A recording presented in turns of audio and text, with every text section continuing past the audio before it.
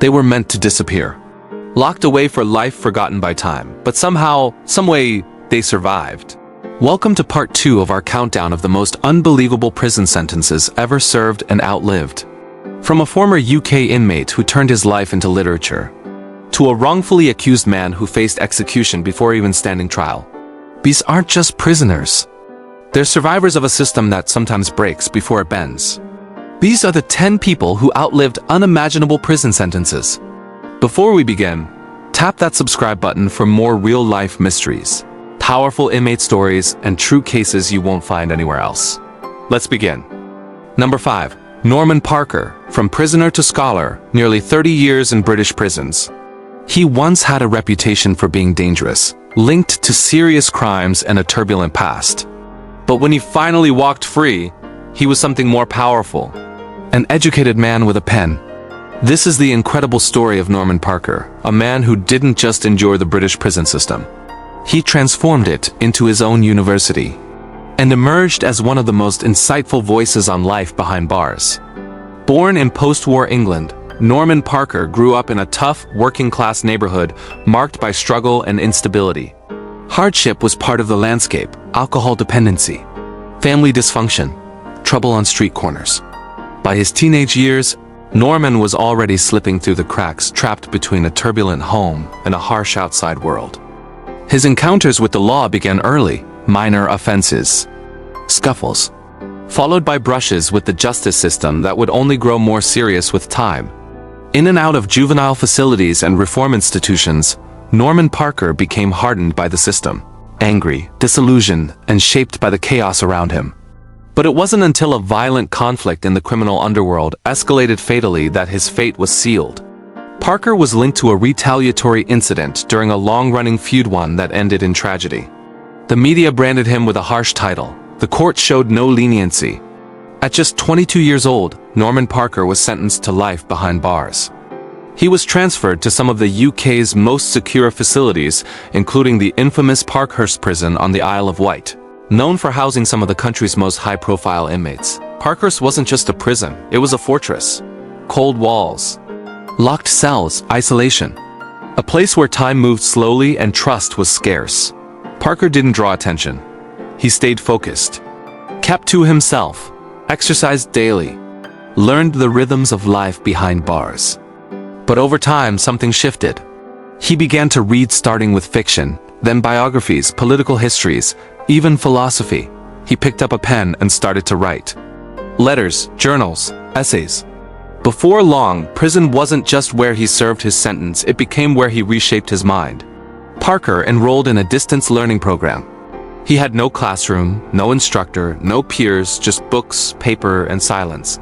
And eventually, he earned his degree, then a postgraduate degree.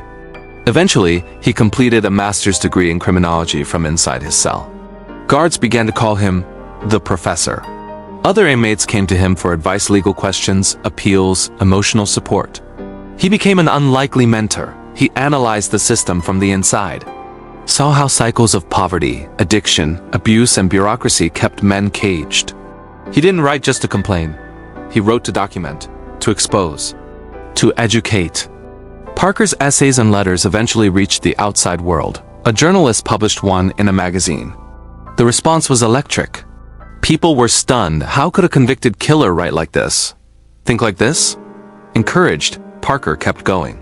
He wrote a memoir, Parker's Tales, a raw, unflinching look at life inside Britain's most feared prison. It was a bestseller. Readers were shocked by the brutality, but they were more stunned by the clarity, the detail, and the introspection. Parker wasn't just telling prison stories. He was forcing Britain to confront a hard truth. Its prison system was broken. After nearly 30 years behind bars, Norman Parker was finally released. He had gone in as a gangster. He walked out as an author, a scholar, a man transformed. The world had changed. Mobile phones, the internet, social media. But Parker adjusted. He didn't hide from the media. He embraced it.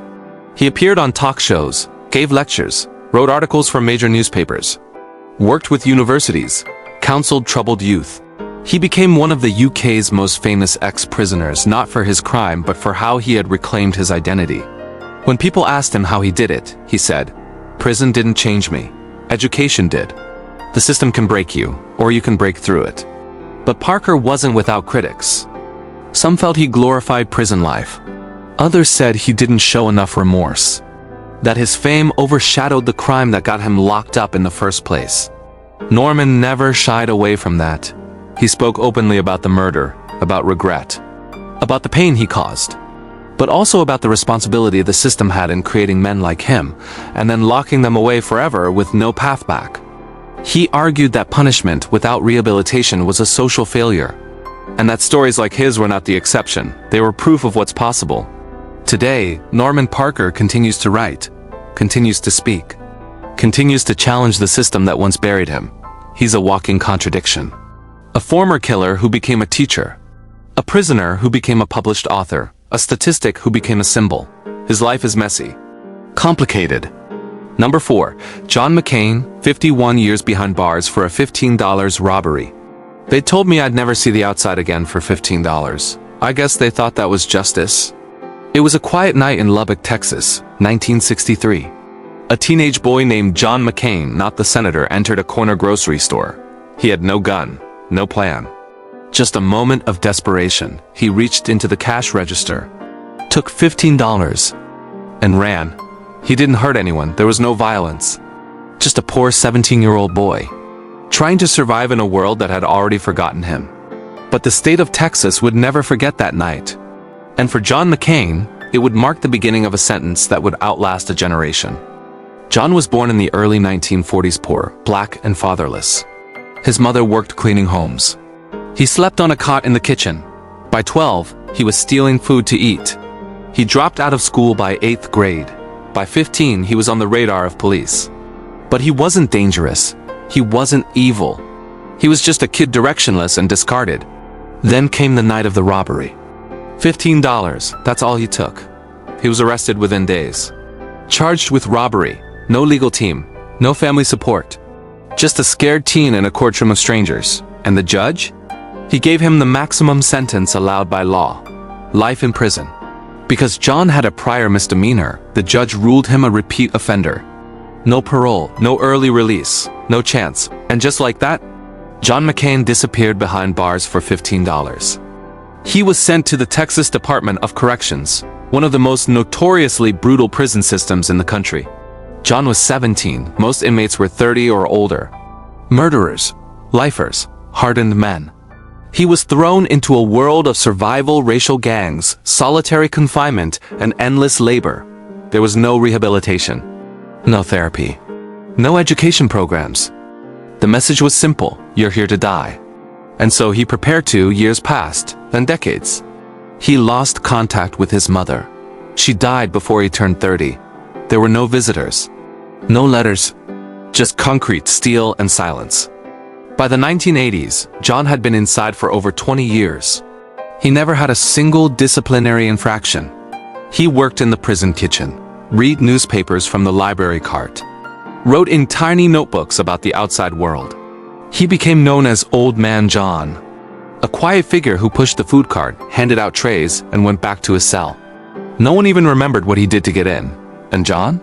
He stopped trying to explain. After a while, nobody believes you were in here for $15. It sounds like a joke, but it wasn't. And his life was no punchline. In 2012, a young criminal justice reporter named Elena Ruiz was researching outdated Texas prison sentences. She stumbled upon a curious file. John McCain, inmate since 1963, no parole eligibility, crime, robbery, nonviolent. She was confused.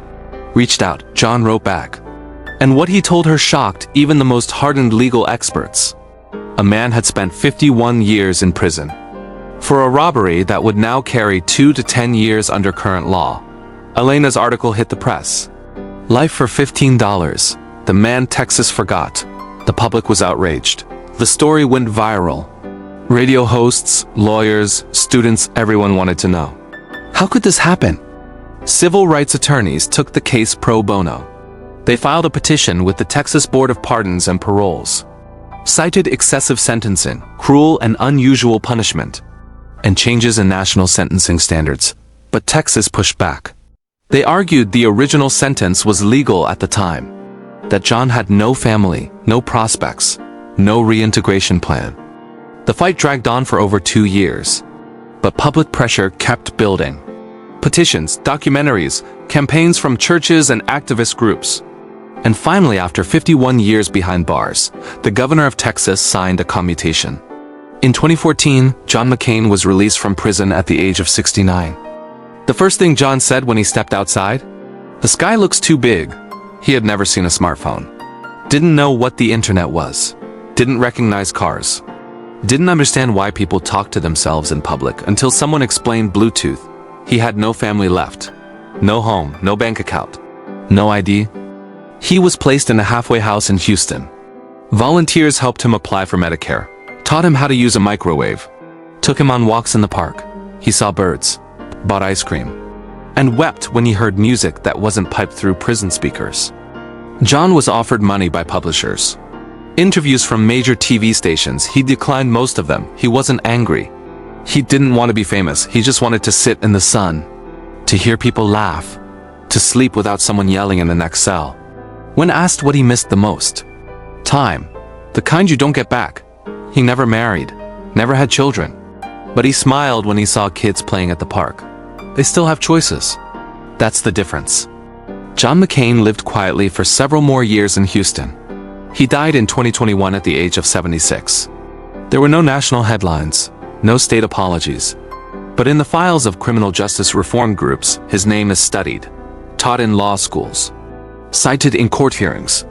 He became a case study in everything wrong with mandatory sentencing. A man who never hurt anyone, who paid for a $15 mistake with his entire life. Number 3. Richard Honeck to 64 years for revenge. Forgotten by time. They told me I'd die in here. I started to believe them. Before smartphones, before World War II, before even the Titanic sank, a young man named Richard Honeck was locked in a prison cell. When he walked free 64 years later, the world had become unrecognizable. But Richard?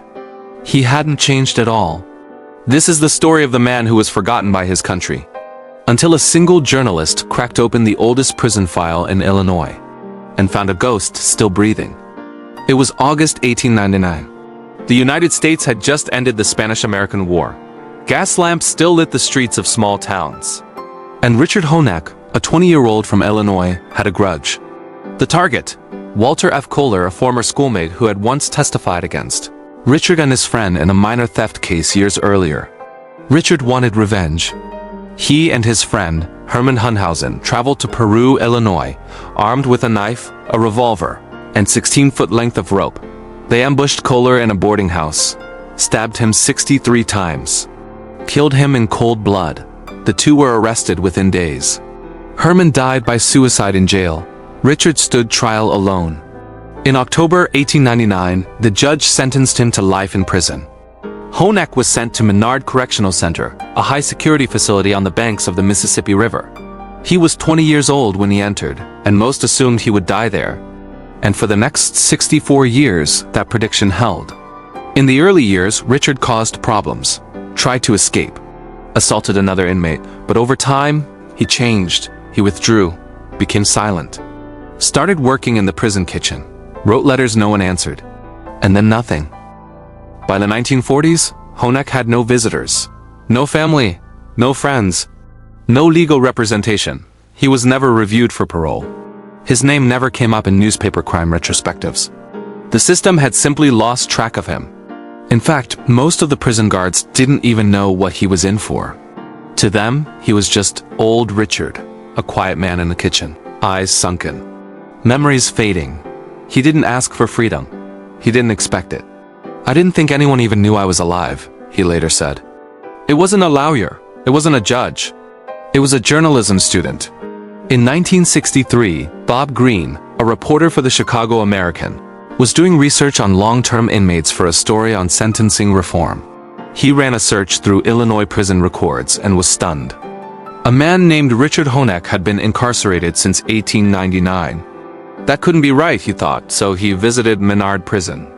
And there, sitting quietly at a cafeteria table, was the longest-serving prisoner in American history. Bob asked to speak with him. The old man looked up. Are you a reporter? I haven't seen a reporter in 50 years. Bob's story hit the press like a thunderclap. Headlines screamed, "Man in prison since the 1800s. 64 years for murder, still alive." Suddenly, the man no one remembered was all anyone talked about. Americans were shocked.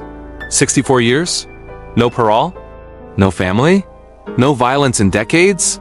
Public pressure mounted. And just weeks after the article went live, Illinois authorities quietly made the decision. Richard Honeck would be released. It was December 20th, 1963, when Richard walked out of Menard Prison. He was 84 years old. He had outlived his prison file, outlived his crime, outlived an entire century. When he entered prison, the average car speed was 10 miles per hour. When he left, people flew on commercial airlines. He had never seen a television, a telephone, a supermarket, a highway. He hadn't tasted soda in over 6 decades. He had never used electricity in a house. Richard was placed in a retirement home in Oregon, where his only living niece agreed to take him in. She described him as quiet, gentle, always looking at things like they were brand new. He walked slowly through department stores in awe, asked questions like, "What's that humming noise?" It was an air conditioner. "Where do the wires go?" referring to telephone poles.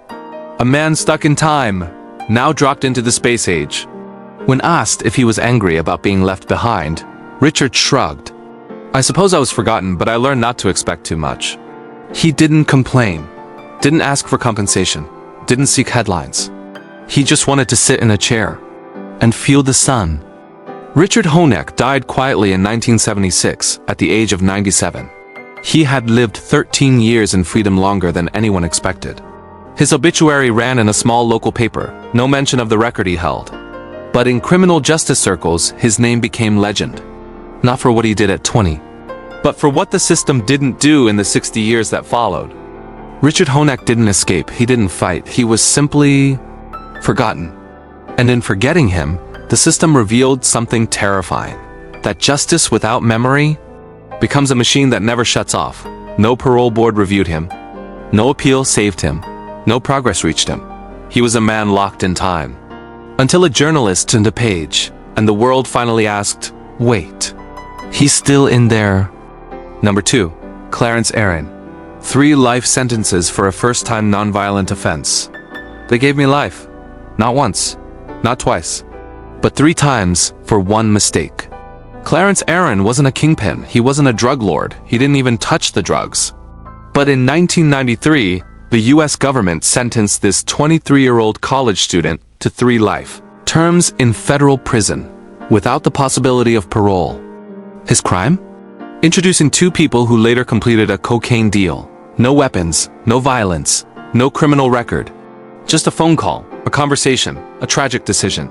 This is the story of how 1 young man got swallowed by America's war on drugs, and how 2 decades later, he became the face of federal sentencing reform. Clarence Aaron was born in Mobile, Alabama, in 1969. He was raised in a hard-working middle-class black family. He was a good student, played football, made the honor roll, attended Southern University in Louisiana. But in his junior year, things changed. Clarence's father passed away. Bills piled up. He returned home to help support his family. That's when he made the worst decision of his life. A childhood friend, recently released from prison, reached out. He was organizing a cocaine deal and asked Clarence to introduce him to a supplier. Clarence hesitated.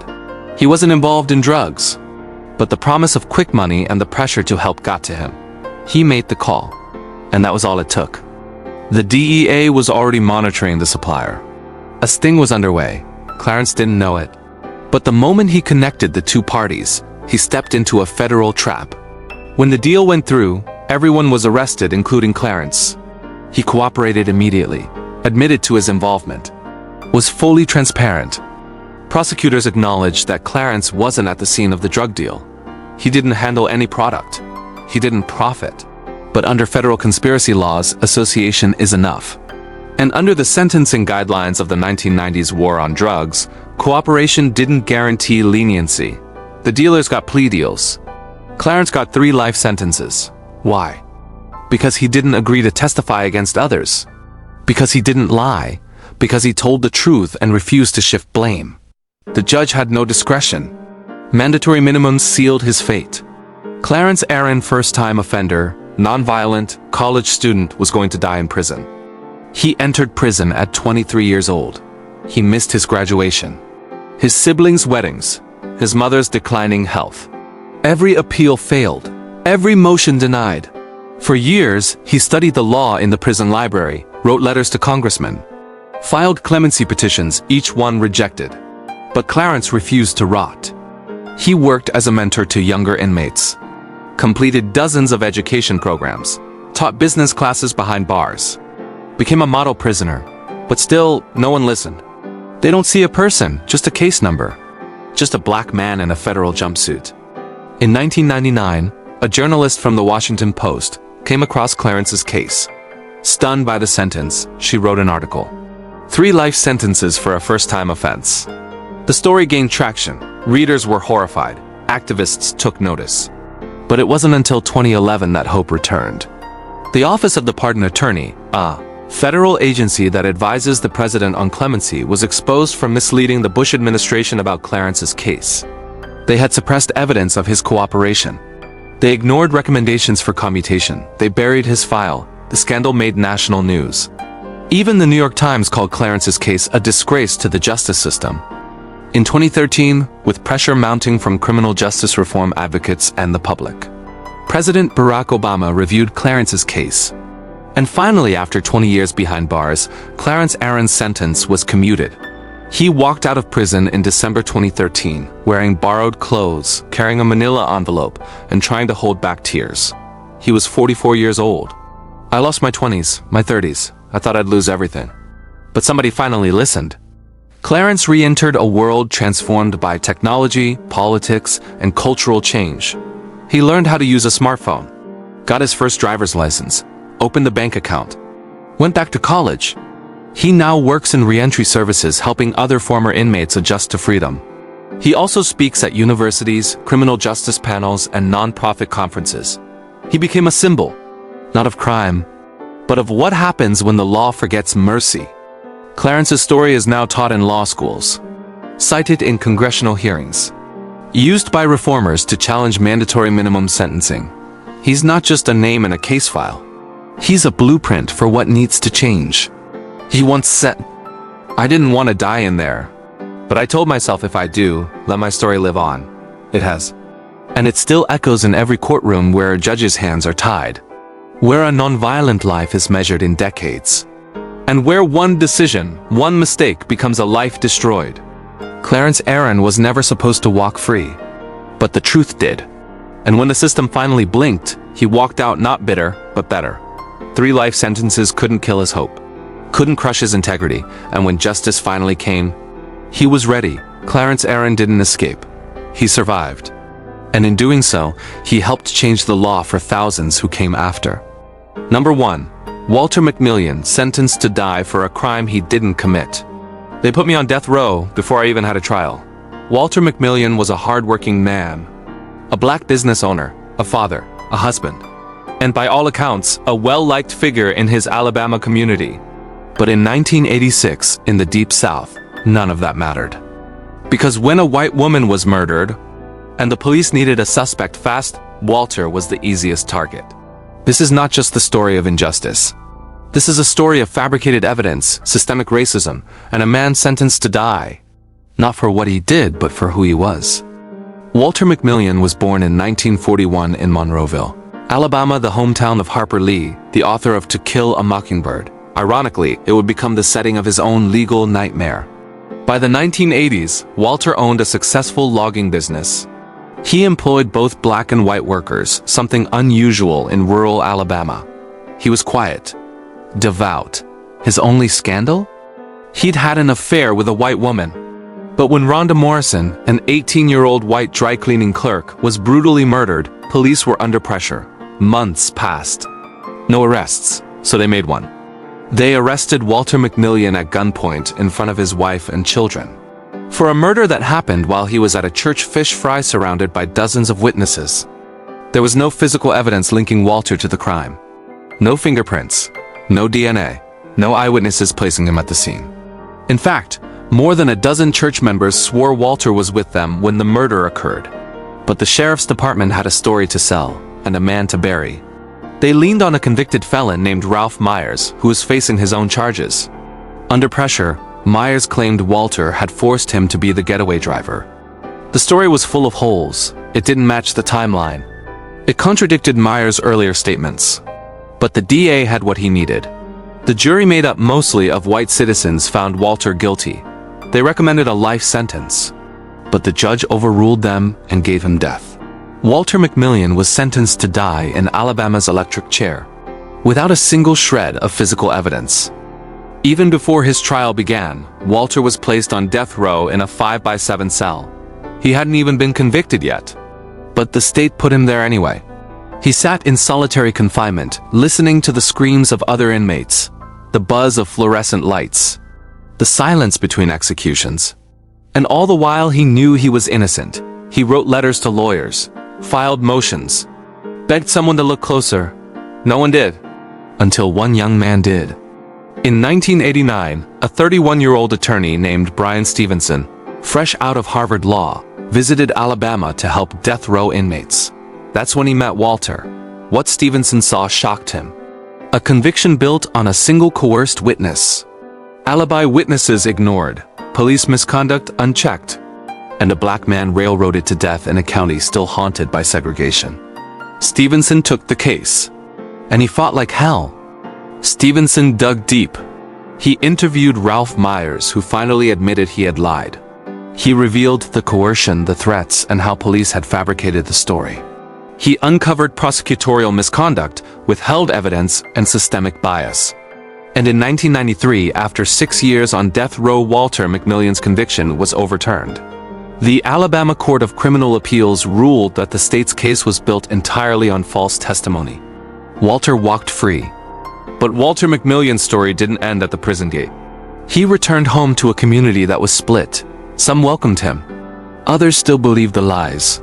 He suffered from severe PTSD, panic attacks, and dementia. The trauma of facing execution for a crime he didn't commit, of hearing the electric chair hum in the next room, never left him.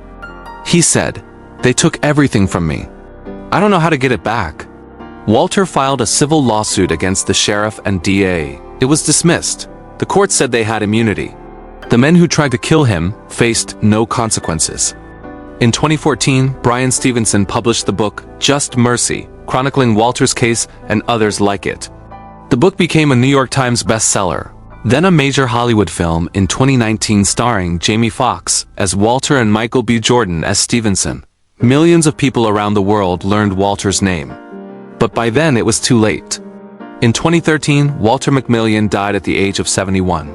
6 years of wrongful death row incarceration. 2 decades of trauma.